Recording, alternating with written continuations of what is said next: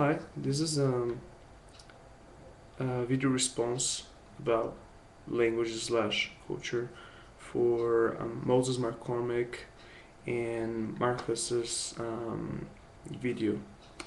Um, I'm actually talking about Lao Shu and SchvarzMannn. Anyway, oh, by the way, the videos were awesome. I just wanted to put my opinion and my experience on it too. Um, the first thing was about America being the best. Well, I'm originally from Brazil, and I've been living here in US for the last 2.5 years, and I definitely saw that happening more than a couple times.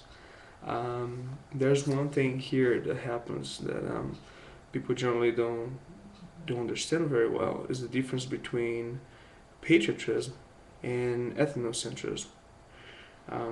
Some people take it a little too far, you know. I think it is great. Patriotism, everybody should have it from any country. It doesn't matter where you're from. You should respect your motherland. But to the point where you think that you're the absolute best in the planet, this is a little bit too much. That should be controlled so you don't offend people and you can live your life without being hatred for your beliefs, right? Um, there are a lot of things that happen here that people have a tendency to cover up and say that this only happens in other countries, like the third world countries, and they just pretend it doesn't happen here. But I've been here, I've seen what happened, and I'll tell you, it is just like in Brazil and many other countries that we see. Sometimes we see things happening through TV, media, whatever, or for people that have been there, it's probably the same. Just not talk about as much. Um, about criticizing people, I think that is, to say the least, unfair. You know, everybody has defects, faults, and absolutely nobody is perfect. You know, you're not going to find anybody perfect. And there are good people and bad people in all cultures. And it seems like there's this pattern for hatred that changes according to time and situations. You know, like Americans have hated German people, Japanese people, Russian people. Now the people for this time is the Arabs. You know, after the Middle East started going crazy, um, people seem to have this different view of Arabs. I just wonder who's gonna be the next. You know, are Brazilians on the list? Who knows? Um, and on that mix, you know, like Moses was talking about different languages and how people sometimes they don't study as much. They don't have this proactivity in learning and understanding languages. They have a misconception of people. They will put Nepali speakers, Hindi speakers, Urdu speakers, and Bengali speakers on the same bag and call it one people, you know, which is not really nice. You know, I wonder if Americans would like to be put in the same bag with Canadians, British, and Australian and be called one people.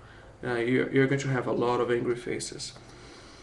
Um, when you learn languages, it helps you to get deep into people's soul, not people as a person, but people as a population, as a community.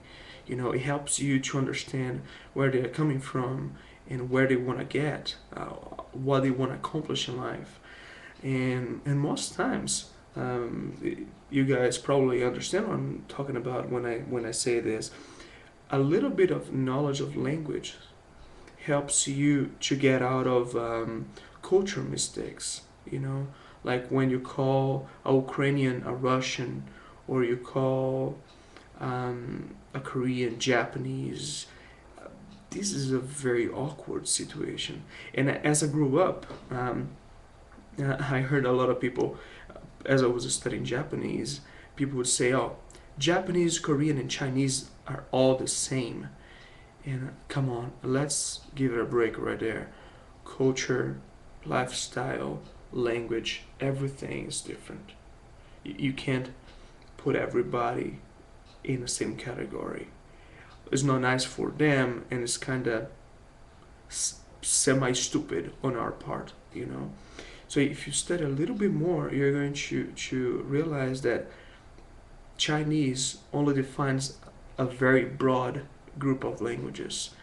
That even in Japanese you have different dialects, and so does Korean. You know, North Korea speaks a slightly different Korean as South Korea, especially because they refuse to accept Western influence. So modern technology terms will be translated, will be created in North Korean dialect. When you can understand a different dialect of a language, for example, if you know the difference between Mandarin and Cantonese, when you hear somebody speaking in Cantonese, well, when you hear somebody, overhear somebody speaking, and you can say, hey, that's not Mandarin, that's Cantonese. So they are either from Guangdong or from Hong Kong. So you're not going to say, hey, what's up in China? You know, you're not going to create that situation. You don't, if you speak somebody, if you listen to somebody speaking Amiya, you're not going to think they are from Yemen or Saudi Arabia. You're going to say, oh, this person is from Egypt. So automatically you know a little bit more of the person, not even asking anything, just by listening to what they say. The same with Australian English, you know. You can tell when somebody's from Australia, when somebody's from England, and of course when somebody's from a different region of the country here in US. There's SchvarzMannn was talking about accents, and that's very interesting. Accent in English specifically. He was talking about people criticizing Spanish speakers here, especially Mexicans, for not speaking English or for having an accent. It's quite sad that your level of accent will be taken as a measure of understanding. So if you have a slight accent of another language in English, some Americans will assume that you're not understanding what they're saying, or that you don't have as much knowledge as they do, which is wrong, you know. Sometimes it's really offensive when you're trying to talk to somebody and they say, "Oh, I'm sorry, it might be really hard.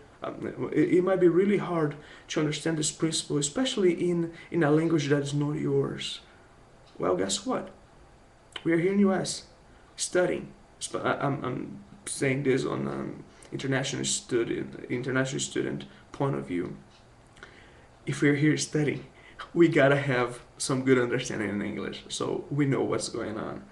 And this is not a question of pride; it's more a question of, you know, self-fulfillment, because I'm the only one in my family that speaks English at this level, you know. But I worked really, really hard to get to this point, and it's not easy. It's not easy to improve your accent and to get over many barriers to get here. You know, though my English is not perfect, at least I can understand you guys, and hopefully you can understand everything I'm saying in English. And as you learn other languages, especially, for example, when I learned French and I learned English, it became an eye-opener to me. It was an eye-opening situation where I could see other cultures and I could learn more about them and stop looking at people as being different from me. They're the same. We are all the same. You know, we have dreams, we have expectations, we have goals in life, and if we start thinking that we are better than people or we are worse than people, our life is gonna be really miserable. you know. And as you learn other languages, it helps you to understand why people act the way they act. Like Moses was talking about, if you understand the Chinese culture, you're going to understand that they are not fighting when they are actually discussing something. And the same happened with Arab people. They talk with their hands as they're ready to fight, ready to get in a fist fight. But it's just how they express things, you know. And Italians talk with their hands. My family's from Portugal, but I got this from my dad. I talk to my hand with my hands, you know, give intonation to my expressions.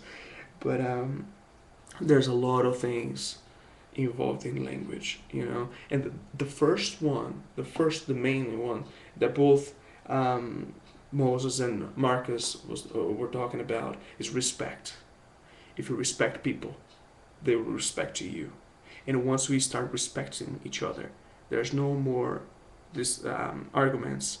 There's no more war. There will be just a peaceful discussion of principles, of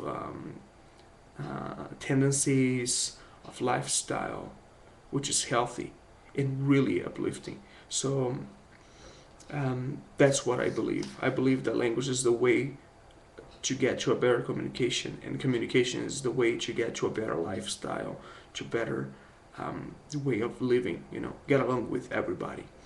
Well, that's it. If you have any comments, just post it and we'll discuss a little bit more.